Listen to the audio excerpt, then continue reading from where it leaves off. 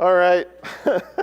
So once again, we'll get started here in a minute. If you're in the back and want to participate, you probably need to come to the front. We're going to try something a little different. So get your phone out. I know you've never had somebody in Sunday morning class tell you that. Get your phone out. We're going to review using, Mike, come on. We're going to review with an app called Kahoot. So get on your phone, go to kahoot.it, just a website. We'll only have about 10 people who are able to get in. If people enjoy this and think it's good, we'll... John, I just got a text from Teresa saying something's wrong with the audio on Zoom. Okay. Stand by. We'll start in a minute, but go ahead and join up on Kahoot if you'd like. We'll get 10 folks in.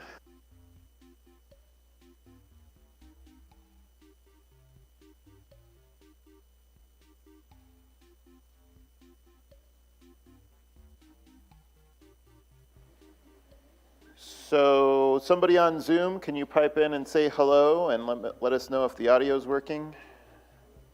We are pushing audio out. Anybody? Hello? Thank you. We can hear you. Cool. So go ahead, get your phone out, go to kahoot.it, and then put in the PIN number. Would love to have more than 2 people. I'll give you another minute. Kahoot.it. Yep, you just go to that website, kahoot.it, Kahoot.it. So I thought I'd try something a little bit different to review where we've been so far, and we'll see if this is fun or is never to be seen again.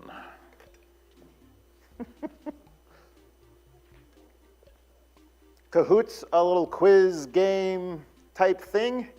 What we'll do is we'll go through a few questions, and you'll push the button on your screen that's the right answer, and we'll go from there. Kahoot.it, and then there's the big game pin, 3062851. All right, so while we get a few more folks in, and folks online, you're welcome to join too. A reminder that I tend to run a rather interactive class, and sorry, Roger, I'm going to stay right here for you. I will try not to walk around too much. And as part of that, if you'd like to participate in the class, I'd encourage you to come sit in the front. Because people online cannot hear you if you are in the back and want to contribute. All right. Give you another 30 seconds. Get your Kahoot in. Get the pin in.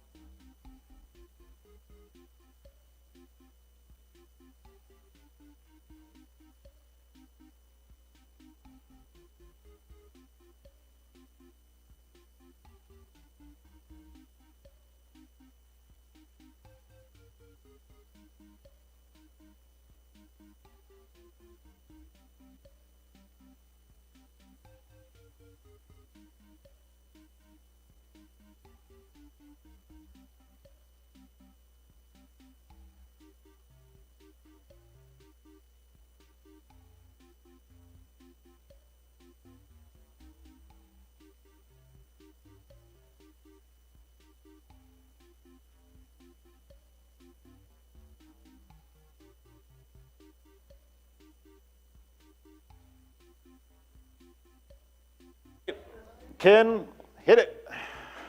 Go ahead and minimize that. And we got a bunch of people. Don't save, that's fine. It's just scratch. And hit start. All right, here we go. You're going to have to answer the question on your phone, so watch your phone. This is ridiculous. Why did the Hebrew midwives not kill the Israelite baby boys? Why did the Hebrew midwives not kill the Israelite baby boys? Push the button on your phone. We got 6 people answered already. All right. Absolutely, they feared God. Very good. We'll go to the next one. Oh. Ooh. The scoreboard's hot. Go ahead, Ken. What does the word Moses mean? What does the word Moses mean? Couldn't do a Moses quiz without getting Charlton Heston in there, could you? All right, drawn out. Drawn out. Yeah, we didn't let that one draw out at all. All right, next. Very good, Teresa. All right. Next one. Where did Moses flee to? Where did Moses flee to?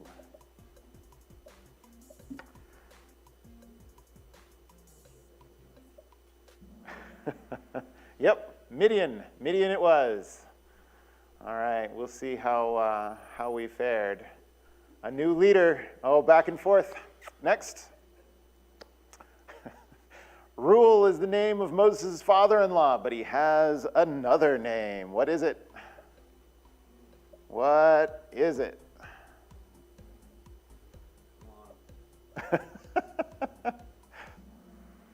Yep, very good. Jethro it is. Okay. Oh, it's neck and neck, back and forth. Next. What did God tell Moses his name was? What did God tell Moses his name was?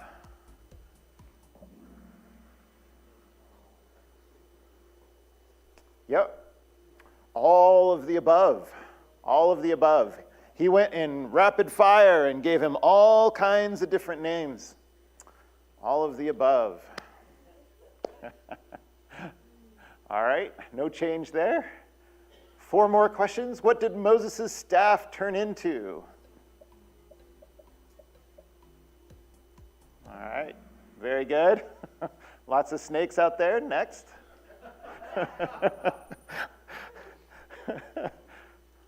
All right. Who took care of Moses when he was a young baby?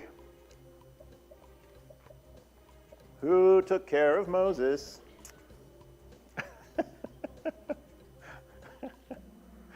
All right, yep, his mother did. His mother did. All right, couple more. There's still a hard one left. We'll see how we do. What's the name of Moses' wife? What's the name of Moses' wife? We did talk about this last week. All right, Zipporah. Very good. We got some Zipporahs in there. Ooh, Sylvia on a hot streak. All right, next. Where were the Egyptians told to throw the baby boys of Israel? This one's in there for the picture. Very good. Very good. And the last question, last chance to take the lead. Which of the following did not happen in chapter 4 and 5? Which did not happen?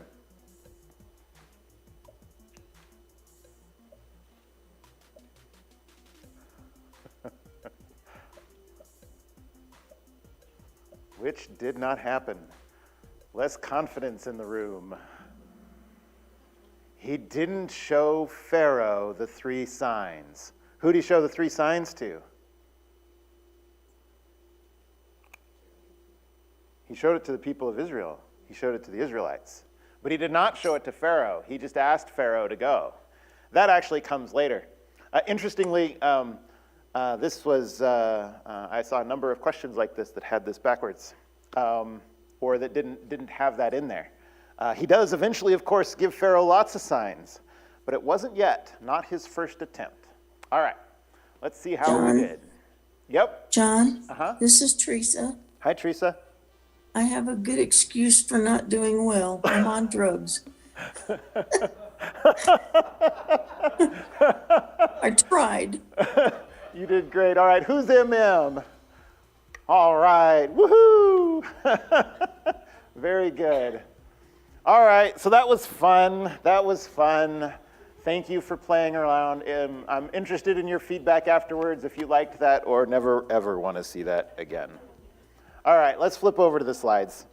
A brief note to kind of follow up from last time and get us started this time, all right? I've got these little strange squiggly icons in the bottom right. And what those mean are that the slides that we use this from, the Bible Talk TV folks, they've released these slides as Creative Commons. That means I can use them however I like and change them however I want without having to ask or tell anybody. So rather than having slides that are like my slides and slides that are like their slides to keep them separate, we just meshed them all together. So these are their slides and content, some, my slides and content, some other. A collaboration. Yes, we're building on what's in there. So I'll leave Mike's name on there. He's the source for the original slides, but I guess I didn't need to leave that on there either. Let's go, next slide. We covered all this stuff. Why am I next sliding? Where's my clicker? I have agency. All right. What happened? Exile, family, burning bush. Anybody but me. God seeks to put Moses to death, and Moses asks Pharaoh for 3 days and is rejected. So today, here's the continuance of our outline. We're going to get to Moses and God reassuring Moses and Aaron. So go ahead and open up to Exodus chapter 6. We're going to do all of chapter 6, I think, today. So open up your Bibles to Exodus chapter 6. And if you remember, we covered this just a little bit, right? So Moses goes and asks Pharaoh. Pharaoh says, no way, makes things miserable for the Israelites. Moses goes back to the Israelites. They blame him. And what does Moses say? Don't worry, God's got this. No, he plays the blame game, right? He says, God, I told you so. This wasn't going to work. Kind of an interesting approach. So this is God's response, right? So he's having a conversation here with Moses. After Moses says, I told you it wouldn't work. Why did you do this to me? I told you not to pick me. The Lord said to Moses, now you shall see what I will do to Pharaoh. For under compulsion he will let them go, and under compulsion he will drive them out of his land. So we talked about this a little bit last week too, that God not only tells Moses that it's going to be all right, but how and what's going to happen. All right? John, you might mention that Mike Mazzalongo, he's using the New American Standard. Oh yeah, these are the New American Standard versions. I don't think I copied any of the other verses out. So these are all going to be New American Standard today. Yep. And so God tells Moses what's going to happen, and then the next few verses, God seeks to reassure him. Have you ever done that? Right? Of course. What did you say? How do you reassure people? Can you give me an example of when you've reassured someone who had failed? What do you say? Yeah? You say something positive, like what? Boy, you look nice today. Thank you, Ralph. Yeah, something positive. Okay, you reassure them after they've failed. Okay, by saying something positive. What else?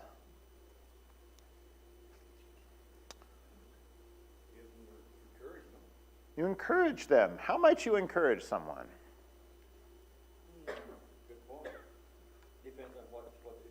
Yeah, certainly it depends, but we'd be looking to encourage them. We'd be letting them know that, it's okay, right? Things happen. I think about trying to get Annabelle back on her bicycle after she wrecked. Like we went to Leadville, and we dropped the kids off at the top of the bike trail, and Annabelle wibble wobbled, and part of her chin will forever be in Leadville. But getting her back on that bike afterwards, whoo, it's going to be okay. It was a little accident. This is how we learn. I'll be here. Yeah, I'm going to help you. You're not on your own. I think sometimes we tell them of our failures. Yeah. Everybody fails at something. We learn from our failures and do better the next time. Yeah, absolutely. So as you think through that, right, think through your example, what we're going to do is we're going to look at how God does this, right? So Moses his fears have come true, right? At this point in the story, right, and in his history with God, he saw God. God told him, "You're going to bring my people out of Egypt." And Moses said, I can't do that. God said, "No, you can. I can." Right? And I'm going to help you, and this is how you do it. And Moses gave it a good try, right? Moses gave it a good try. And now everybody is not so happy with Moses. So we're going to look at the reassurance, and we're going to go kind of verse by verse, and I want to kind of peel that apart. So God spoke further to Moses and said to him, "I am the Lord." How is this reassuring to Moses?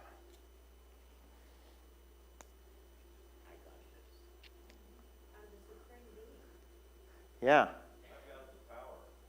I've got the power. I'm the supreme being. I think also, I wonder a little bit. We know that Moses was brought up as his mother, but he was also brought up in Egypt as a prince of Egypt. How confused do you think Moses was? And it doesn't tell us, but we get hints of this, right? What happened after Moses said, "Fine, I'll do it," and he packs up the family and heads to Egypt? Did it go smoothly? No. God sought to kill him because he wasn't doing the things that he should be doing as an Israelite, right? So maybe this is also a little reminder of, I'm not some token from Egypt, right? I'm not a God who can help you a little. I am the Lord. Absolutely. So reminding him who he is. And he goes further. "I appeared to Abraham, Isaac, and Jacob as God Almighty, but by my name, Lord, I did not make myself known to them." Right? So how is this reassuring to Moses?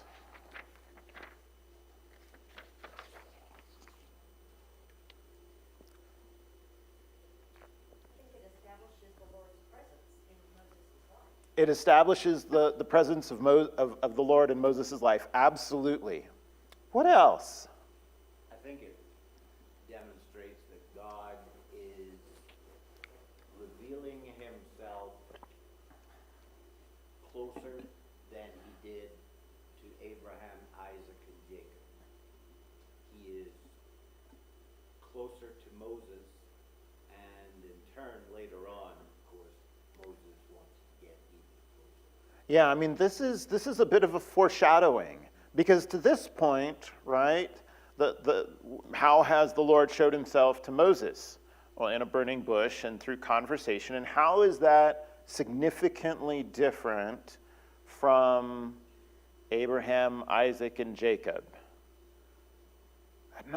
Maybe not yet, right? But God is saying, I did not make myself known to them, right? And he's foreshadowing that you're going to get that, right? I am with you, Moses, in a way that I wasn't with. That's probably going a bit too far, but he's setting Moses out as special, period, to be compared to Abraham, Isaac, and Jacob, It appears to be more personal. and perhaps more. Yep. So, you are special to me, right?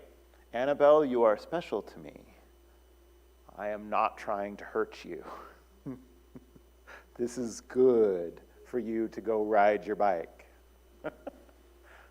I also established my covenant with them to give them the land of Canaan, the land in which they sojourned. How is this reassuring to Moses? The treaty, the agreement continues. Yeah, I would imagine that perhaps there were some Israelites who had considered that this was old news, right? We're now slaves to Egypt. God failed in his promise, right? This is God reiterating that I ain't done. We're not there yet, right? We have a little ways to go, right? The covenant isn't expired. I think it's establishing credibility too, reminding Yeah. of what went on. Yeah, establishing credibility too. Absolutely. It is reminding them that this is the same, right? This is the same God. Again, if there was, and we don't have evidence, right? So I'm not trying to draw too many conclusions. But if Moses was a little bit confused about who he was dealing with here, this is very clear, right? I am the God who made the covenant. It is my covenant, right? Very good. Furthermore, I have heard the groaning of the sons of Israel because the Egyptians are holding them in bondage, and I have remembered my covenant. Okay? How is this reassuring to Moses?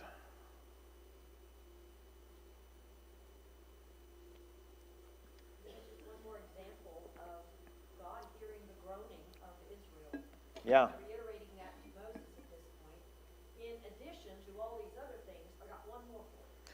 Right. It's not just that I'm the God of Israel and I'm with you, Moses, but I understand that there's a problem, right? I have heard their groaning, and it's time to do something about it. I think, how do I want to phrase this? We reach back a little bit, right? How did Moses get kicked out of Egypt in the first place? Right? He had compassion on the Israelite slave, right? So I think this is God connecting with Moses too, right? A little bit. I've heard them. You've heard them. I've heard them, right? And we're going to do something about it. Now, so this was all about reassuring Moses, right? Getting him in the right place. What's next? How about a group of people? This is a little bit different, right? This is a little bit different. How do you go about reassuring a group of people? Is it the same?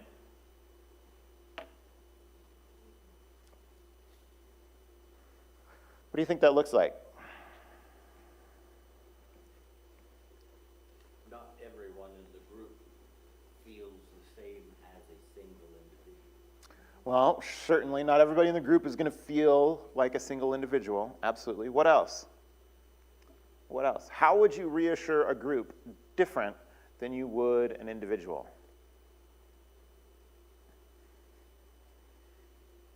How would we do that? How do we see reassurance as a nation?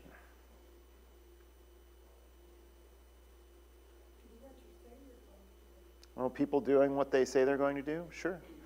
I think that, to some degree, some of that individual personal connection gets a little bit lost, but we have to remind the people of who they are, right? And what they're trying to accomplish. And I think, we see some of those things in the past, and we look at what our leaders have done in difficult times, right? And what that reassurance looks like, right? A reminder of who we are, a reminder of where we're going, a pledge to do something different, right? Some form of connection with the people. These are all things that we do. So let's see God's reassurance of the people, right? So this is now God telling Moses, here's how to calm them down. Because they've got their tar and pitchforks and feathers, right? They're not very happy with Moses at the moment. So therefore to the sons of Israel, I am the Lord. Say therefore, not so therefore. Say therefore to the sons of Israel, I am the Lord, and I will bring you out from under the burdens of the Egyptians, and I will deliver you from their bondage. I will also redeem you with an outstretched arm and with great judgments. Right? We can see those reassurance pieces in there. This is who I am. This is what we're going to do, right? And it's not just the little things, but the big things. I will redeem you with an outstretched arm and with great judgments, right? Then I will take you for my people, and I will be your God, and you shall know that I am the Lord your God, who brought you out from under the burdens of the Egyptians. You can see those same themes, right? I will bring you to the land which I swore to give to Abraham, Isaac, and Jacob, and I will give it to you for a possession. I am the Lord. I apologize. So this struck me funny, but as I was reading through this, it looked just like a presidential speech. Right? I know this one's got more truth in it, right? But I got that kind of feel, right? You could see the movie that was Independence Day, right? With what's his name? His name just flew right out of my head. Standing up and giving the speech in front of all the folks in that hangar. But that's what it felt like. It was kind of, here we go, right? I'm going to take care of you. This is how it's going to be. All right. Sorry. Was that too much? Jake said you can read your notes, so. Watching you. Both of you. You're going to have to sit in the back next period.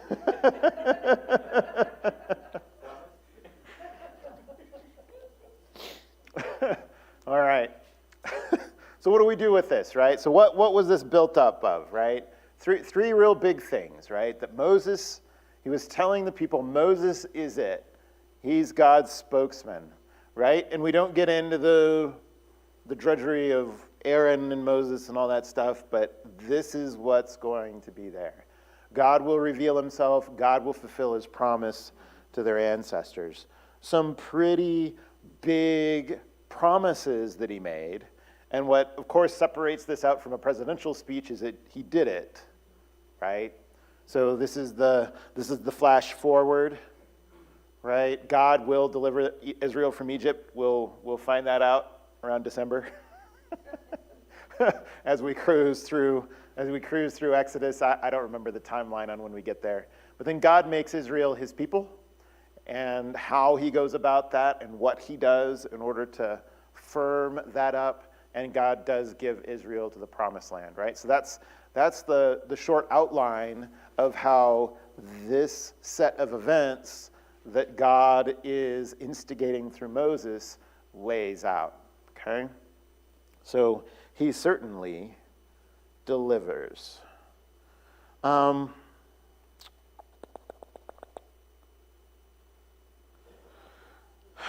So, what happens next?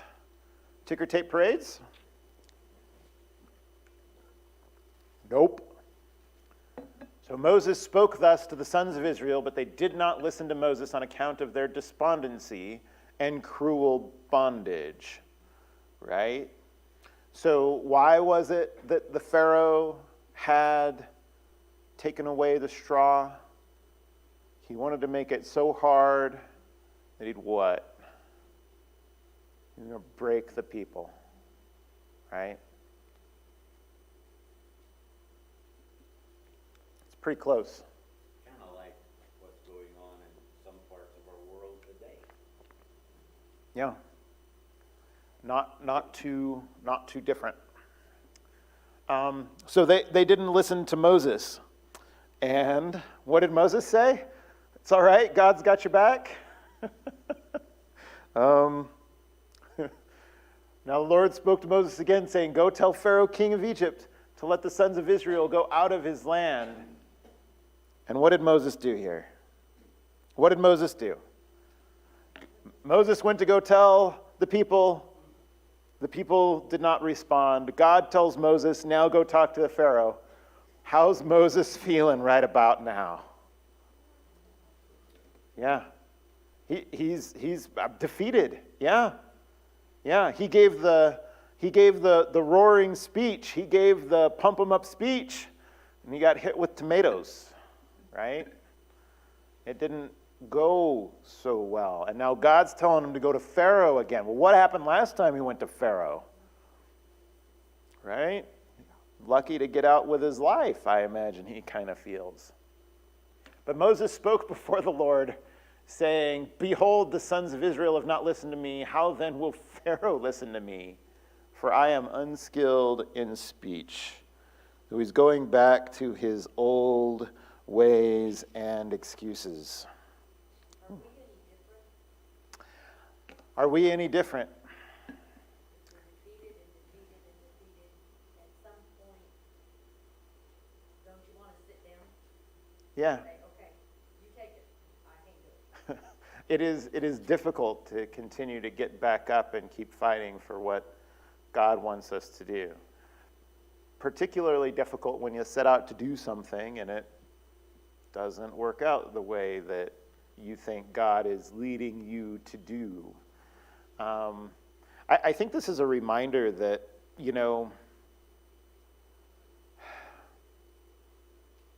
we're asked to do big things for God. Doesn't mean they're gonna work. It doesn't mean that we're going to immediately be successful on the things that we set out to go do for God, right? Success is not the measure. But if God is with us, we will accomplish whatever He wants us to do. Yeah, we need that. That's where the focus needs to be, right? And it's on the obedience side. We need to follow what God's asking us to do and realize that it's not about us being successful, right? He doesn't always give us tasks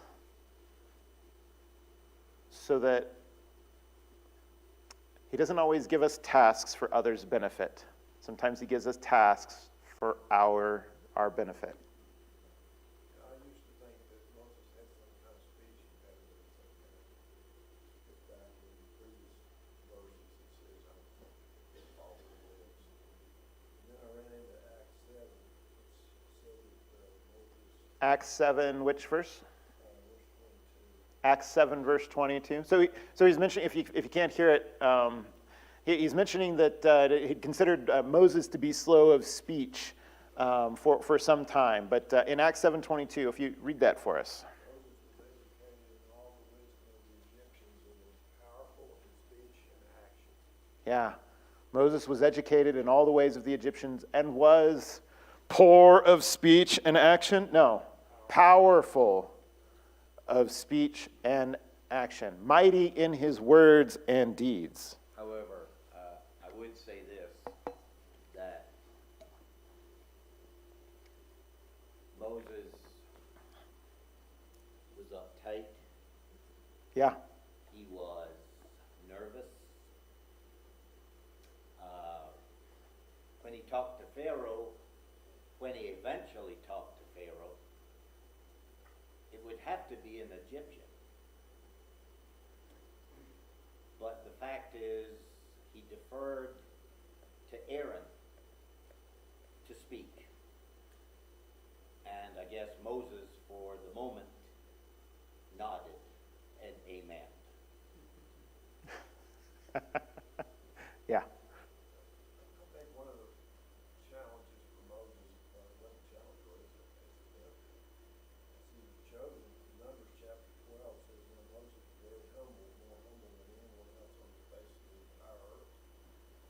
So he had all the skill and speaking, but because of his humility, Yeah. he didn't see himself as having all this. So the comment from up front is that in Numbers 11 it talks about Moses being being humble, and his humility perhaps playing a part in this as well, not allowing him to declare that, yep, it's me, I'm it. Absolutely. I think, regardless of whether Moses had an issue or not, right, in terms of his speech, I think what God is continuing to work on here is, working on his heart, trying to get his heart and head in the right spot so that he can be God's instrument for the Israelites. And whether there's a speech problem or not, it doesn't matter. God said go. Right? And so it's an opportunity here for Moses to follow through. There's a 40-year gap between him fleeing Egypt, going to Midian, then coming back. There was no attempt to say, hey, there's that guy that killed one of our taskmasters, arrest him. There doesn't seem to be any recollection of that, or it doesn't get into the record. Yeah.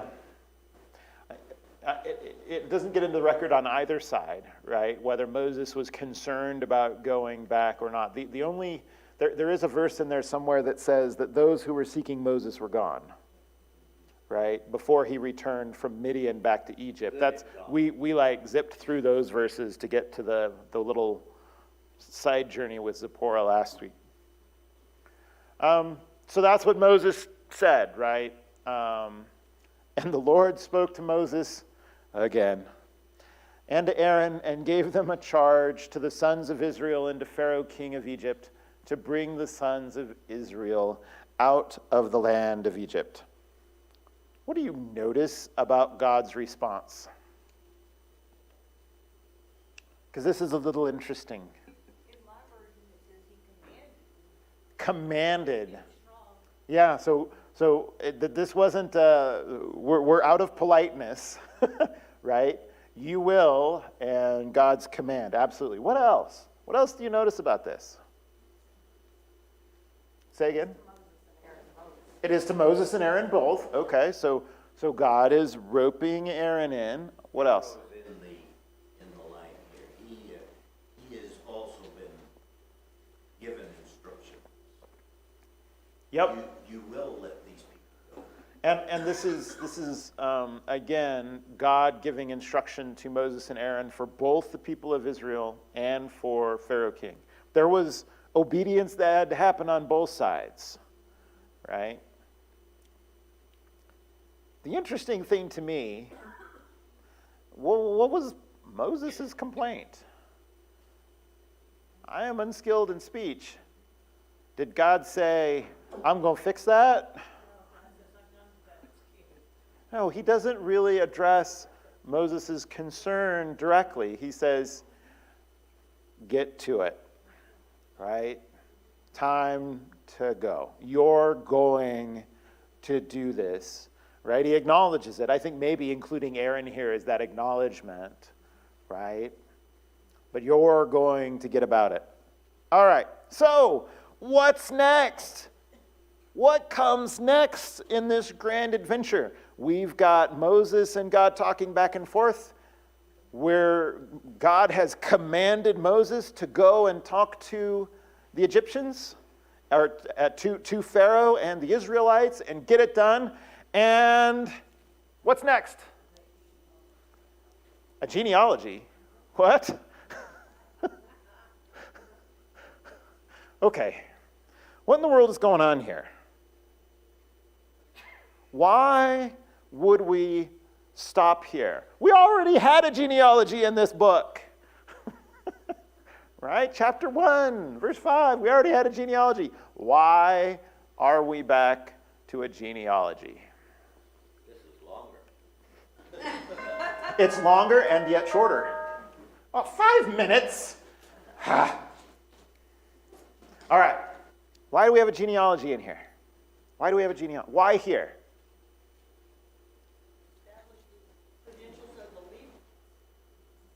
Say again?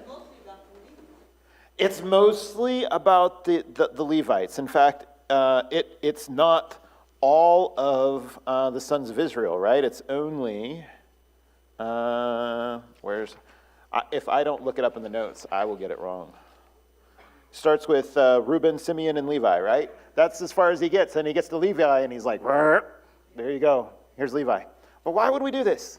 What do we need to take from having a genealogy here?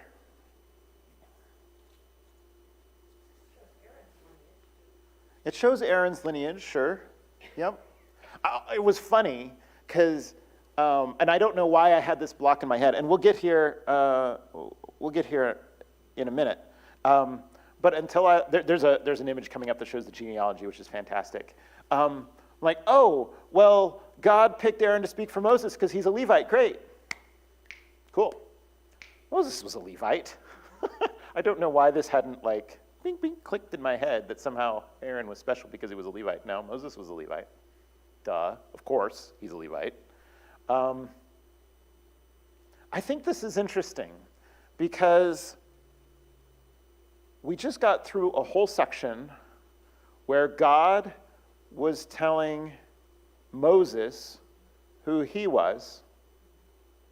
Moses told the Israelites who God was. Now God's telling us who Moses is. Right? I feel like that this section, all of this is here for our benefit, of course, but this section seems explicitly to pull out and say, all right, you know who the players are now. Let me tell you a little bit about Moses and how Moses comes together. But it's starting to frame that picture, right? Where this is all about filling the covenant. And the covenant started with Abraham, and now it's come through to Moses, right? And through Moses and Aaron, we're setting up the priesthood for where we're going down the line, right? So this is that reach back that shows us where we're going to get to and where we need to be going. It also seems to be a good spot for it because it's in the middle of kind of two key parts. The doubting, although we're not done with that, right? And the success, right? So kind of the failures and the success. And there's still bumps along the way, right? But this splits these two pieces. So from kind of a conceptual piece, if we think about how we're going to lay things out, you're probably not going to do it later than here. And almost then we're kind of starting a new book. So if you could think of it, right, we had the first part, the first book of Exodus. I'm not trying to go break books up, but we had the first part of Exodus, which was all of Moses' failures, right? And then we're going to have the second part of Exodus, which is Moses successfully getting them out. So maybe it's a genealogy at the beginning of the second half. All right. So we have the genealogies. Genesis goes Abraham through Jacob. Exodus, the first one, is Israel getting into Egypt and who all was brought into Egypt. And now we've got Israel getting to Moses and Aaron. And there's the graphic with kind of all of those different piece parts in Levi and how they split out, and Moses kind of halfway down. And then we've got the line of Aaron, which will be more and more important as we get along. All right. We're going to skip the fun parts. Oh, I already did that. So we're going to skip to... what things do we want to take from this? Oh, right. So we're establishing Aaron, what things do we want to take from this? A couple things that we ought to be applying to ourselves based on this set in the minute that I've got left. God knows how to encourage his servants. Yes, he does. Often in ways that you don't expect. He reminds you about what you need to do. He reassures you and encourages us all. So you might take a moment to think of how he's encouraged you. And again, and we've talked about this is recurring through this whole first section, God the trials are used to teach us about God. It's not about us. Ask Job, right? It wasn't about him. God was trying to teach Job about God, right? It wasn't that somehow Job had done something wrong. I imagine you've learned something about God through a trial that you faced. John 17:3, knowledge of God is the experience of eternal life. Next week, we're going to get through deliverance. So next week is going to be 6 chapters. Woo! All right. I really appreciate your participation in the class. Thank you very much. See you next week.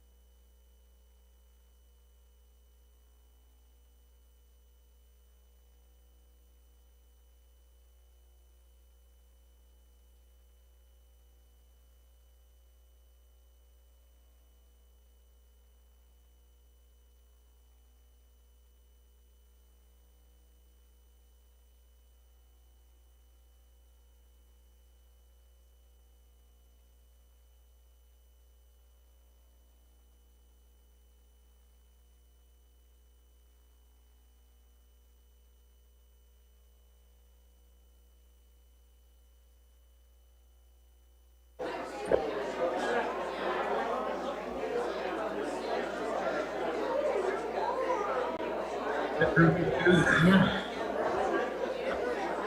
They had some problems there.